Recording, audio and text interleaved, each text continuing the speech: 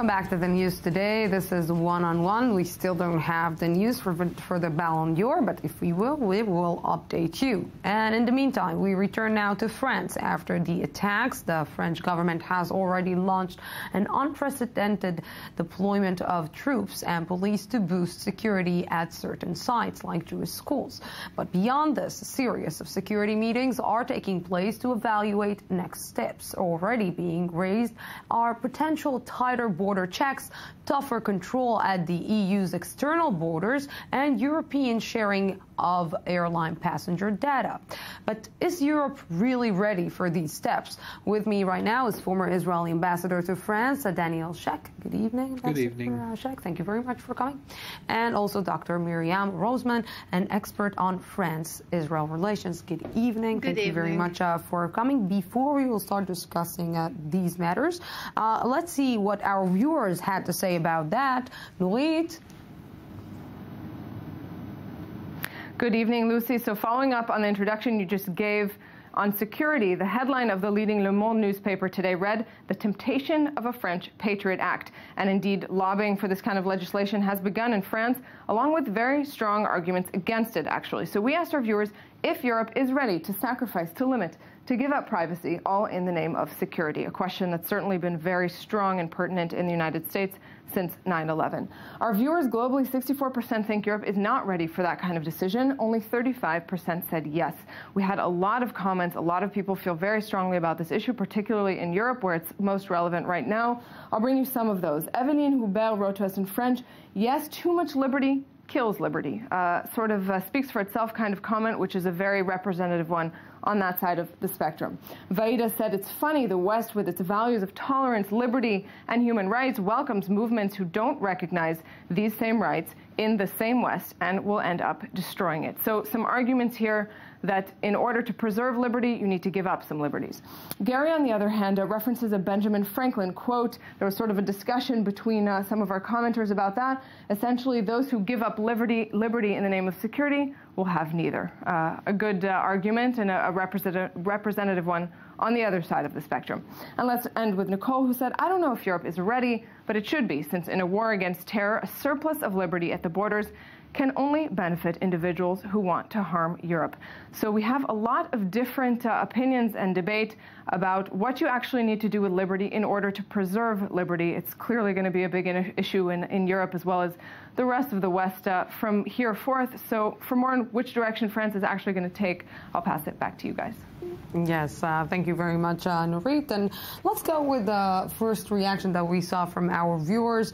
Too much liberty at the end makes you lose your liberty. Is it so? Was that the case in France? No, the case certainly so far wasn't in France, because they didn't give up or hardly gave up any liberties.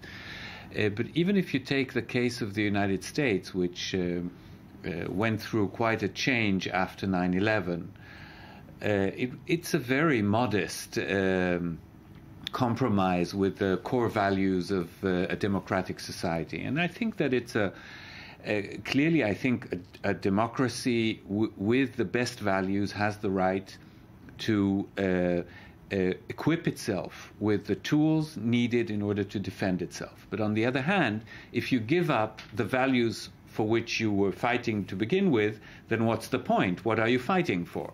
So, Lucy, it's like many things in life, it's a question of balance. You have to be focused, you have to know what you want, you have to be prepared to make some courageous decisions and some courageous concessions, but you have to make sure that you don't cross a line from which it will be difficult to climb back on the train of democracy. You know, Dr. Rosman, it's very familiar to us Israelis, because we are used to go to malls and open our bags and to go through really hard, let's say harsh checks in the airport, to go to coffee places and, you know, see security guy standing out. This is not something that Europeans are used to. This is not something that Europeans are maybe can even understand that each and every place that they will go, they will see security guy. And this is changing the mentality of society that is really, really used to something completely else.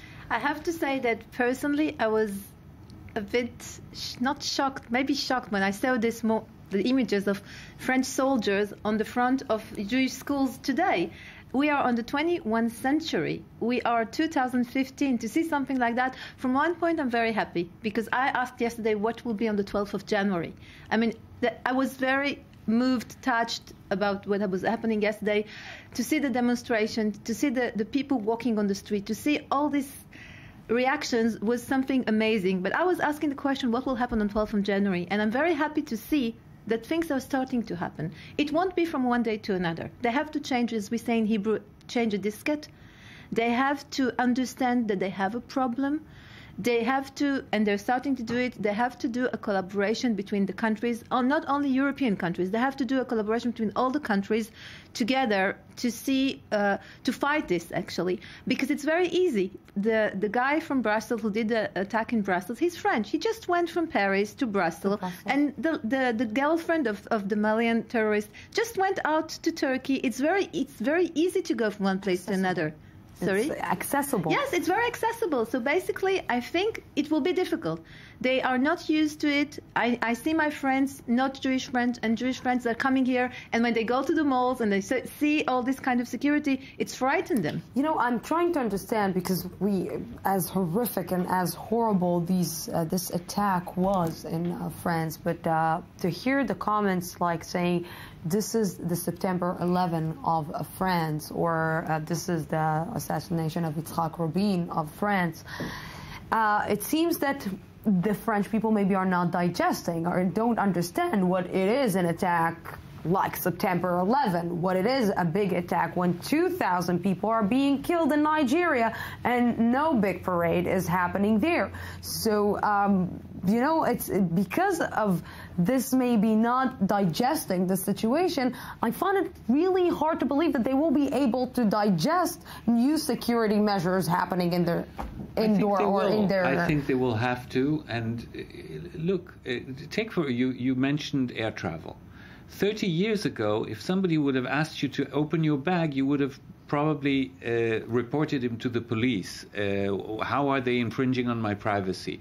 Today, it's the most natural thing that it takes you twice as long to get from the check-in to the gate, because you have to go through security, and sometimes they touch you up, and sometimes they x-ray you, and all these things have become completely normal. So I suspect that French society will adapt to certain things. I don't know if they will have guards in the entrances to shopping malls, or if other things will happen, or if the police presence on the streets, which anybody who knows Paris is already very, very, very high, much higher than in Israel, including soldiers, by the way. You know, when I was ambassador in Paris, when I looked out of my window, it wasn't only policemen. I had command cars with 20 soldiers coming by sometimes, because there is a general atmosphere of a state of emergency. And that has been stepped up. Now, they won't be able to keep it. They won't want to keep it as an ongoing norm.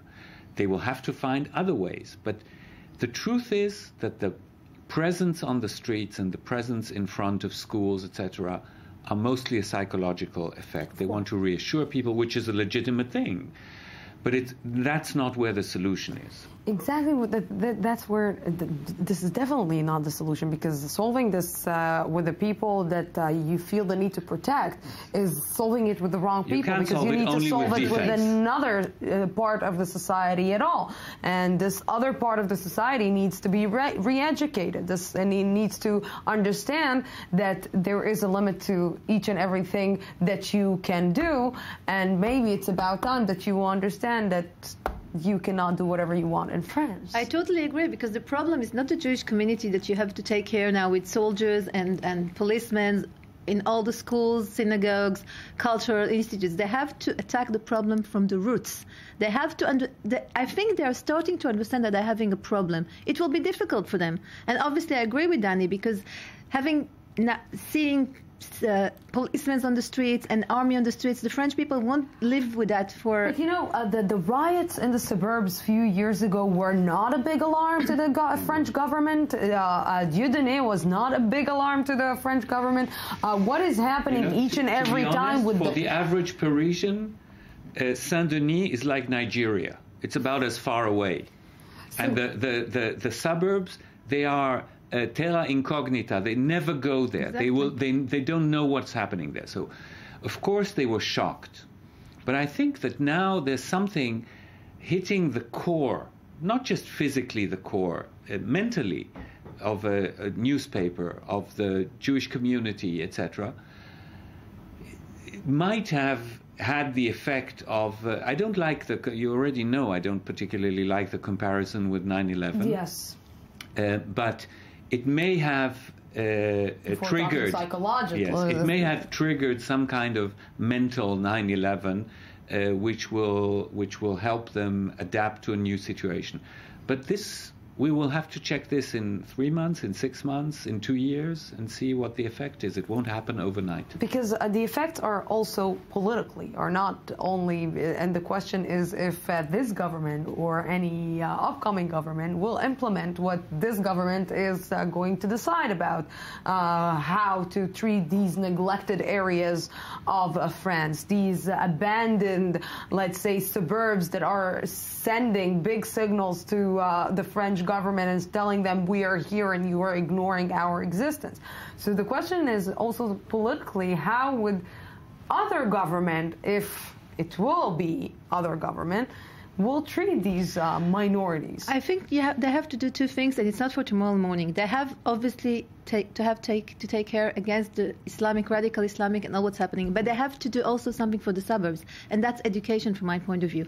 The key for everything is education. They have to start to give alternatives to these youngsters. They have to give them education. They have to give them alternatives for jobs, for studying in university. They have to start to go in. I totally agree with Danny. There are so many suburbs that the police is not going in. If in the night you're sick, the SAMU won't go in. You have so much. If you want to buy any kind of weapons, you just go there. Drugs, these kinds of things, and this has to be one of the things from the roots, because if they give alternative to these youngsters, which are third and fourth generation in France, they were born in France, then they won't be so keen to go to Iraq and Syria. You know, I'm trying to understand what is the difference between the generation of the fathers and let's say the grandfathers of these youngsters and this generation. What they felt, the fathers and the grandfathers felt that they actually can integrate, and these youngsters feel that they are not part of the European society at all? I'll tell you something. There is in Marseille, in one of the quarters, there is a mayor which said one thing. She said, when my parents came from North Africa in the 60s, they wanted to integrate it. They came here to work, to make a better life. They educated us. They sent us to school, and they came really to integrate, and she's now arriving somewhere. Maybe those youngsters now, this third and fourth generation, some of them are not even speaking French. They are really, it's two ways. They were abandoned by France, but they also didn't really integrate. If it's the reasons of the parents, maybe sometimes it's education. We're coming back to what I said before. Obviously, they were. I remember they took two CVs, and they put on one of them a name with an North African or radical Islamic name, and the other one with a normal name. And both of them, like when they put the guy with the name, it's the same CV, with the Islamic name, it wasn't accepted. You know, it's amazing. It's also here. Yeah, I know. It's amazing. But it's sad. I think it's very sad, actually. And I think that they have to understand that they have a problem with the suburbs. As he said, Parisian people don't go even to Saint-Denis, which is really, the metro gets there, and they have to do something regarding this, but they have to do also something against the terrorists. You know what I'm afraid? That we know this here in Israel. We experience this in Israel. We live this here in Israel. And sometimes we have the feeling that even here, people didn't digest and the government didn't digest that actually this is the way to try and make people integrate French into society. has gone through many waves of immigration. And immigration is a complicated phenomenon. There were times when you presented a CV with a Jewish name, it was also not accepted. And today it might happen too, but much less. You were asking about the political effect. The one thing that I can only hope, and I'm sure that many hope, is that the only political effect will not be the obvious one, and that is the strengthening of the extreme right. Because extremes have a tendency to feed on each other. One helps the other grow. The more the Islam is a danger, the more the extreme right will grow, and vice versa. Ambassador Shek, thank you very much, and Dr. Rosman, thank you very much for coming. And who knows, maybe Sarkozy will enjoy this at the end. We're going out for a small break, 2 minutes, and then we will be back for the I-24 News one-on-one. By the way, the Ballon d'Or won Ronaldo, of course.